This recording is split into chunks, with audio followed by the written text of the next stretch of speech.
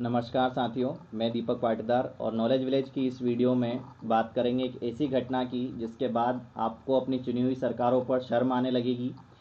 ये यूपी चुनाव की बात है, जब यूपी में अभी पंचायत चुनाव संपन्न हुए हैं। वहाँ पर जो शिक्षक संघ है उनका कहना है कि करीब करीब 1621 शिक्षकों की मौत हुई है जो वहाँ पर चुनाव में ड्यूटी कर रहे थे। वहीं जो सरकारी आंकड़ा है वो सिर्फ और सिर्फ 3 बता रहा है। तो उसका क्या कारण है वो आगे देखते हैं। देखिए, यूपी में अभी चुनाव हुए, यानी अभी इसके पहले आप जानते हैं वेस्ट बंगाल में चुनाव हुए थे, उसका नतीजा हमने देखा था। उसके बाद मई की बात है ये। मई में आप जानते हैं भारत कोरोना की दूसरी लहर से जूझ रहा था, और जहाँ पर हम लोग अपने घरों में बंद थे वहाँ पर सरकार को चिंता थी कि उन्हें चुनाव करवाने थे, और हुए भी, पंचायत चुनाव हुए। और जब उसके बाद में उसके नतीजे आने लगे, यानी चुनाव के नतीजे नहीं, उसमें जो ड्यूटी के दौरान शिक्षक ड्यूटी पर थे उनके नतीजे आने लगे। धीरे धीरे ये आंकड़ा बढ़ता गया मौत का, और धीरे बाद में जब शिक्षक संघ है उसका दावा है कि करीब करीब 1621 शिक्षकों की मौत हुई है। और ये भी 17-18 मई की मैं न्यूज़ बता रहा हूँ। ये भी बढ़ते बढ़ते बाद में 2000 को क्रॉस कर गया, और उन्होंने बाकायदा लिस्ट भेजी कि इतने शिक्षकों की यहाँ यहाँ इस विभाग के शिक्षकों की मौत हुई है।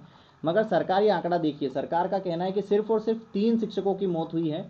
सोच कर देखिए, यूपी कितना बड़ा एक राज्य है और उसमें कितनी ज़्यादा पंचायतें हैं, वहाँ पर कितने ज़्यादा लोग पंचायत के चुनाव में खड़े हुए होंगे, और प्रत्याशी कितने होंगे, और कितने एक बड़ा उत्सव जैसा ये काम है जिसमें कि पूरा राज्य जुड़ता है। और उस पंचायत चुनाव में सिर्फ और सिर्फ 3 शिक्षकों की मौत होना कतई सही नहीं है। अब वो क्या चीज़ें हैं हम देखते हैं कि किस तरह से चुनाव होते हैं।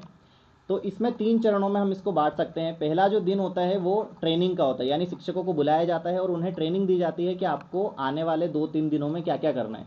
ये फ़ोटो देखिए, ये ट्रेनिंग का फ़ोटो है। कहीं पर भी आपको ये नहीं दिखेगा कि यहाँ पर सोशल डिस्टेंसिंग है, 2 गज की दूरी है, या मतलब इतनी इसमें लापरवाही दिख रही है यहाँ पर। और ये सभी लोग अपने अपने घर के कमाने वाले हैं, ये सभी सरकारी टीचर्स हैं। आप जानते हैं सरकारी नौकरी पाना ही लोगों के लिए कितना एक मुश्किल काम है, या कितनी अच्छी उपाधि होती है। उसके बाद में जब इनको इस तरह से इकट्ठा करना, और वो भी सेकंड वेव ऑफ कोविड जब हम झेल रहे थे, पीक पर था, मई की बात है।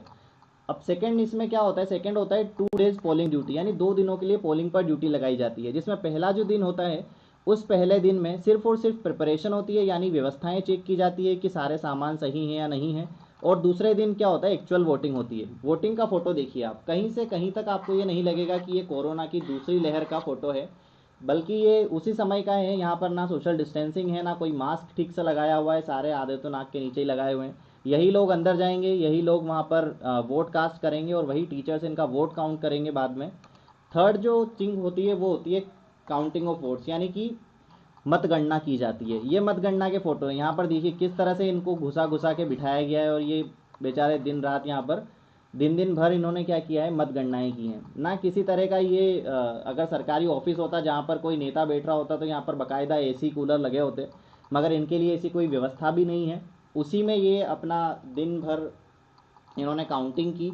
और आप जानते हैं कि अगर इस सिचुएशन में कोई काम कर रहा है तो उसके लिए 8-8 10-10 घंटे लगातार मास्क लगा कर रखना, या दूरी बना के रखना पॉसिबल ही नहीं है। मगर फिर भी सारी चीज़ें हुई, और उसका नतीजा क्या रहा, उसका नतीजा हुआ जो हमने अभी देखा, 1621 से ज़्यादा शिक्षकों की मौत हुई। अब इसमें फिर कोर्ट बीच में आती है। हाई कोर्ट का कहना है, इलाहाबाद हाई कोर्ट का। उससे पहले ये समझिए कि सरकार ने क्या किया, जब ये चीज़ें बाहर आ रही थी तो सरकार ने उसके लिए मुआवजा दिया कि जो जो जिन जिन शिक्षकों की या जिन जिन कर्मचारियों की मृत्यु हो रही है, उन्हें राज्य का जो निर्वाचन आयोग है वो 30 लाख रुपए देता है। अगर आप चुनाव में ड्यूटी के दौरान अगर आपकी मृत्यु होती है तो 30 लाख रुपए दिए जाते हैं। यहाँ पर सरकार ने उसमें 5 लाख और जोड़ दिए और कहा कि हम 35 लाख रुपए देंगे। तभी इलाहाबाद हाई कोर्ट की एक बेंच ने सुनवाई करते हुए कहा कि 35 लाख रुपए देना भी नाकाफ़ी है, आपको कम से कम 1 करोड़ रुपए प्रत्येक परिवार को देना चाहिए मुआवजे के तौर पर, क्योंकि जिस व्यक्ति की मौत हुई है वो उनका घर का अकेला कमाने वाला होता है। उसके बाद में क्या होता है, अब यहाँ पर एक बात समझिए, गेम हो रहा है कि जो प्राथमिक शिक्षक संघ के अध्यक्ष हैं दिनेश चंद्र शर्मा, इन्होंने 75 जिलों से 1621 शिक्षकों की एक लिस्ट बनाई है जिनकी इस ड्यूटी या ड्यूटी के कुछ दिनों बाद मौत हो गई। और ये बाकायदा इन्होंने मुख्यमंत्री योगी आदित्यनाथ को भेजी है, जिसमें एक एक शिक्षक का नाम, उनका विभाग, वो कहाँ पर कार्य कर रहे थे, ये सब लिखा हुआ है। मगर जब सरकार का पक्ष आता है तो बेसिक शिक्षा मंत्री पक्ष रखते हैं और ये कहते हैं कि सिर्फ और सिर्फ 3 लोगों की मौत हुई है, सिर्फ और सिर्फ 3 शिक्षकों की मौत हुई है, हमारा आंकड़ा ये कहता है। ये ऐसा क्यों कह रहे हैं ये समझिए।